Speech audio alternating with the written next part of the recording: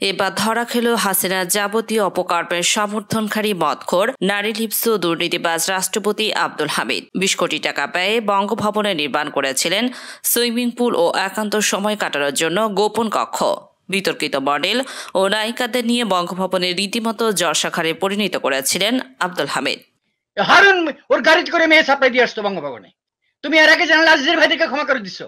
তুমি এর আগে 21 জন খুনিকে তুমি একসাথে ক্ষমা করে দিছো। রসিকতা করে কথা কয়। ওই প্রিয়াঙ্কা চোপড়ার সঙ্গে আমার বউ প্রেম করতে দিল না, আর মানুষ হাসাহাসি করে। এই রাষ্ট্রপতি আর আবুল কালাম রাষ্ট্রপতি কি এক? এই রাষ্ট্রপতি আব্দুল হামিদ আর প্রণব মুখার্জি কি এক? রাষ্ট্রপতির চেয়ার থেকে কোথায় নামাইছে হাসি ফুর্তি করে সেরেগুলের মতো। কত হাজার গুণ সম্পত্তি তাদের। লন্ডনে কত বাড়ি আছে, সিঙ্গাপুরে কি আছে, ঢাকায় কতগুলা বাড়ি আছে, লালমাটিয়ায়, মিন্টু রোডে, ক্যান্টনমেন্টে, নিকুঞ্জতে, উত্তরাতে। এতক্ষণ শুনছিলেন সংবাদ শিরোনাম, এখন থাকছে বিস্তারিত। বাংলাদেশের ইতিহাসে সবচেয়ে দীর্ঘ সময় 2013 থেকে 2023 সাল পর্যন্ত আওয়ামী লীগ শাসনামলে টানা 2 মেয়াদে 10 বছর এবং 2013 সালের আগে সাবেক রাষ্ট্রপতি জিল্লুর রহমান অসুস্থ থাকাকালীন ও তার মৃত্যুর পর কিছুদিন সব মিলিয়ে 10 বছরের বেশি সময় রাষ্ট্রপতির দায়িত্ব পালন করেন মোহাম্মদ আব্দুল হামিদ। গণপূর্ত মন্ত্রণালয় সূত্র জানিয়েছে, 2017 সালে গণপূর্ত অধিদপ্তর 20 কোটি টাকা ব্যয়ে সাবেক রাষ্ট্রপতি মোহাম্মদ আব্দুল হামিদের জন্য একটি এক্সক্লুসিভ সুইমিং পুল নির্মাণ করে। সুইমিং পুলের পাশে পোশাক পরিবর্তনের জন্য 2টি কক্ষ নির্মাণ করা হয়। আর এতে করে দেশের ইতিহাস ঐতিহ্যের অংশ হিসেবে স্বীকৃত বঙ্গভবনের অঙ্কচ্ছেদ করা হয়েছে বলে অভিযোগ স্থাপত্যবিদদের। তাদের মতে, বঙ্গভবন হচ্ছে সরকার ঘোষিত একটি পুরাকীর্তি। এর মূল নকশায় সুইমিং পুল নেই। নতুন করে সুইমিং পুল নির্মাণের ফলে ইতিহাস, ঐতিহ্য এবং মূল নকশার লঙ্ঘন হয়েছে। বঙ্গভবনের হিসাব বিভাগের একজন কর্মকর্তা আমার দেশকে জানিয়েছেন, রাষ্ট্রপতির কার্যালয়ের জনবিভাগের সচিব সম্পদ বড়ুয়ার বিশেষ তদারকিতে সুইমিং পুল নির্মাণ ব্যয় দ্বিগুণেরও বেশি করা হয়েছে। তার পরিকল্পনা অনুযায়ী আব্দুল হামিদ পরিবারের বিনোদনের জন্য বঙ্গভবনের মূল ভবনের পেছনে রাতযাপনের কক্ষসহ সুইমিং পুল কমপ্লেক্স নির্মাণে প্রকল্প নেওয়া হয়। প্রকল্পের ব্যয় প্রথমে 8 কোটি টাকা ধরা হলেও পরে তা বাড়িয়ে প্রায় 20 কোটি টাকা করা হয়। এই প্রকল্পে সরকারের অতিরিক্ত 12 কোটি টাকা ওই সময়ে বঙ্গভবনে গড়ে ওঠা সম্পদ বড়ুয়া সিন্ডিকেট হাতে নিয়েছে। দীর্ঘ সময় থাকার সুবাদে রাষ্ট্রীয় সম্পদ বঙ্গভবনকে তিনি ব্যবহার করেছেন নিজের বাসাবাড়ির মতো।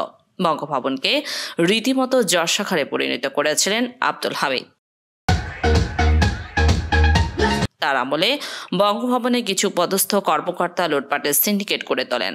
সাবেক রাষ্ট্রপতি আব্দুল হামিদের দৈনন্দিন কার্যাবলী সম্পর্কে কর্মচারীরা জানান, প্রতিদিন সন্ধ্যার পর অফিসিয়াল কার্যক্রম শুরু করতেন তিনি। সে সময় তার একান্ত ঘনিষ্ঠ কর্মকর্তা ছাড়া আর কেউ কার্যালয়ে অবস্থান করতেন না। রাত 11টার পর বঙ্গভবনের মূল কমপ্লেক্সে বসত মদের আসর, যেখানে প্রতিদিনই ঢাকা মহানগর গোয়েন্দা পুলিশের প্রধান হারুন রশিদ ও তার ঘনিষ্ঠরা উপস্থিত থাকতেন। বিষয়টি নিয়ে বঙ্গভবনের কর্মকর্তা কর্মচারীদের মধ্যে ব্যাপক প্রতিক্রিয়া হলেও তা আমলে নেওয়া হয়নি ওই সময়। সুইমিং পুল কমপ্লেক্স নির্মাণের পর থেকেই বঙ্গভবন রীতিমতো জলসাঘরে পরিণত হয় বলেও জানান কর্মচারীরা। একজন কর্মচারী জানান, পুলিশের বিতর্কিত কর্মকর্তা ডিবি হারুন যে রাতে আসতেন, সঙ্গে মডেল কিংবা নায়িকা নিয়ে আসতেন। তার বেপরোয়া আচরণে আমরা ভয়ে থাকতাম। বঙ্গভবনের মূল নকশার পরিবর্তন এনে সুইমিং পুল নির্মাণে বিগত আওয়ামী লীগ সরকার ও প্রকল্পের মাধ্যমে আর্থিক অনিয়মের পাশাপাশি ইতিহাস ও ঐতিহ্য ধ্বংস করেছে বলে জানান গণপূর্ত মন্ত্রণালয়ের একজন ঊর্ধ্বতন কর্মকর্তা। তিনি বলেন, বঙ্গভবন দেশের ইতিহাস ঐতিহ্যের গুরুত্বপূর্ণ অংশ। এই প্রাসাদটি প্রথমে ব্রিটিশ ভারতের ভাইসরয়ের বাসস্থান হিসেবে ব্যবহার হতো। 1947 থেকে 1991 সাল পর্যন্ত এটি পূর্ব পাকিস্তানের গভর্নরের বাসস্থান ছিল। 1971 সাল থেকে বাংলাদেশের রাষ্ট্রপতির সরকারি বাসভবন ও কার্যালয় হিসেবে ব্যবহৃত হয়ে আসছিল।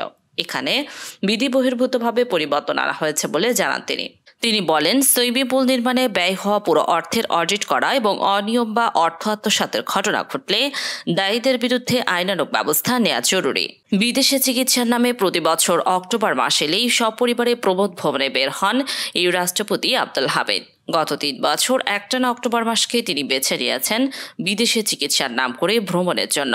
স্বাস্থ্য পরীক্ষা ও চোখের চিকিৎসার কারণ দেখিয়ে 2020 সালের অক্টোবর মাসে সংযুক্ত আরব আমিরাতে দুবাই গিয়েছিলেন রাষ্ট্রপতি আব্দুল হামিদ। এই সফরে তার সাথে ছিলেন তার স্ত্রী রাশিদা খানম। এরপর 2021 সালের অক্টোবর মাসে চিকিৎসার জন্য ইংল্যান্ড ও জার্মানি ভ্রমণ করেছিল রাষ্ট্রপতি আব্দুল হামিদ। 12 দিনের ব্যয়বহুল এই সফরেও তার সাথে পরিবারের একাধিক সদস্য গিয়েছিলেন। এভাবে চিকিৎসার নাম করে বিদেশে শত শত কোটি টাকা খরচ করেছেন বটতলার উকিল খ্যাত আব্দুল হামিদ। অথচ এই আওয়ামী লীগ দলের রাষ্ট্রপতির কাছে বেগম খালেদা জিয়া চিকিৎসার জন্য মুক্তি চেয়ে বিএনপির আইনজীবীর পক্ষ থেকে এক আবেদন পাঠানো হয়েছিল। রাষ্ট্রপতির ক্ষমতা বলে মানবাধিকার দৃষ্টান্ত সৃষ্টি করে আব্দুল হামিদ চাইলে বেগম খালেদা জিয়াকে উন্নত চিকিৎসার জন্য বিদেশে পাঠানোর সেই আবেদন গ্রহণ করতে পারতেন। অথচ আওয়ামী লীগের প্রতিহিংসার রাজনীতির সাথে একাত্মতা ঘোষণা করে এই অমানবিক রাষ্ট্রপতি খালেদা জিয়াকে বিদেশে চিকিৎসার আবেদনে কোনো সাড়া দেননি। অথচ শীর্ষ সন্ত্রাসী জোসেফকে ক্ষমা করে তাকে বিদেশে পালিয়ে যেতে সহায়তা করেন কুখ্যাত এই রাষ্ট্রপতি। সাবেক সেনাপ্রধান জেনারেল আজিজ আহমেদের সন্ত্রাসী ভাই জোসেফকে 2018 সালে রাতের ভোটের নির্বাচনের আগে পরিকল্পনা অনুযায়ী ক্ষমা করে দেন আব্দুল হামিদ। জানা যায়, জোসেফকে মুক্ত করে দেওয়ার বিনিময়ে আজিজ আহমেদ 2018 সালে রাতের ভোটের নির্বাচন বাস্তবায়নে মেরুদণ্ডহীন সেনাবাহিনীর পক্ষ থেকে আওয়ামী লীগের সব ধরনের সহযোগিতা করেন। অর্থাৎ ভুয়া নির্বাচন বাস্তবায়নের এই নকশা প্রণেতাদের মাঝেও অন্যতম এক কুশীলব হলেন আব্দুল হামিদ। আওয়ামী লীগ সরকার ক্ষমতা আসার পর থেকেই অসংখ্য ফাঁসির আসামিকে রাজনৈতিক বিবেচনায় ক্ষমা করে দিয়েছেন আব্দুল হামিদ। রাষ্ট্রপতির ক্ষমায় ভয়ঙ্কর অপরাধীরা রেহাই পাচ্ছে এমন দাবি করেছিলেন বিএনপি যুগ্ম মহাসচিব রুহুল কবির রিজভী। রিজভীর এই দাবি শতভাগ সত্য তার প্রমাণ দেন যুবলীগ নেতা আসলাম ফকির। রাষ্ট্রপতির ক্ষমা পেয়ে মাদারীপুরের খুনের আসামি এই যুবলীগ নেতা। আসলাম ফকির জেল থেকে বেরিয়ে আবারও খুন করেছেন।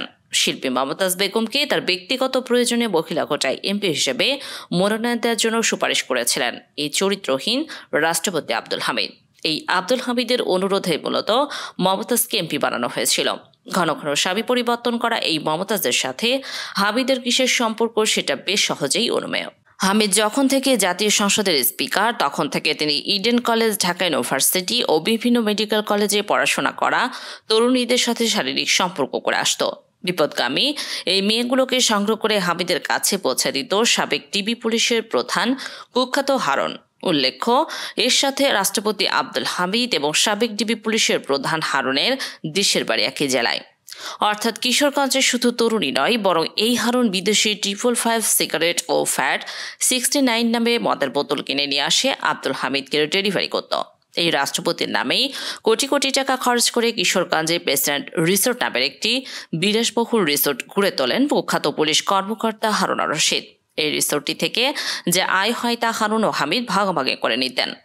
যাবতীয় অপকর্মের সমর্থনকারী আব্দুল হামিদকে তার বিশ্বস্ততার পুরস্কার দিয়েছেন শেখ হাসিনা। তাকে তিনি বটতলার উকিল থেকে স্পিকার এবং রাষ্ট্রপতি বানিয়েছেন। শুধু তাই নয়, হামিদের ছেলে রেজান আহমেদ তৌফিককে কিশোরগঞ্জ 4 আসন থেকে আওয়ামী লীগের পক্ষে বিনা ভোটের এমপিও বানিয়েছেন তিনি। আব্দুল হামিদ ক্ষমতার অপব্যবহার করে তার পরিবারের সদস্যদের অনৈতিকভাবে নানা সুযোগ সুবিধা দিয়েছেন। এই নিয়ে একটি জাতীয় দৈনিকের সংবাদ শিরোনাম করা হয়েছিল হাওড়ে হামিদ পরিবারের রাজত্ব। এই সংবাদটি থেকে জানা যায়, আব্দুল হামিদের নাম ভাঙিয়ে তার পরিবারের এক সদস্য রীতিমতো হাওড়া অঞ্চলের দানবে পরিণত হয়েছিল। সাধারণ মধ্যবিত্ত পরিবারের সদস্য হয়েও তারা প্রত্যেকেই 2 হাতে টাকা কামিয়ে রাতারাতি বনে যান কোটিপতি। কখনো সাবেক রাষ্ট্রপতির ভাই ভাতিজা, মামা চাচা, কখনো বা লতাই পাতায় আত্মপরিচয় দেয়া এক একজন স্বজন স্থানীয় মানুষের জমিজমা দখল, লুটপাট, দুর্নীতি আর সব সরকারি বেসরকারি প্রতিষ্ঠানের একচ্ছত্র নিয়ন্ত্রণ নিতে অপ্রতিরোধ্য লাঠিয়ালে পরিণত হন। নিজের ভাই ভাতিজারা যখন তাকে বেচে দিয়ে হাওড়া অঞ্চলকে নিজস্ব তালুকে পরিণত করেছিল, সাবেক রাষ্ট্রপতি আব্দুল হামিদ তখনও ছিল নির্বিকার। কাউকে তিনি কিছুই বলেননি। অর্থাৎ বোঝাই যাচ্ছে যে আব্দুল হামিদের মদতেই তার পরিবারের এক একজন সদস্য দুর্নীতিবাজ হয়ে উঠেছিল।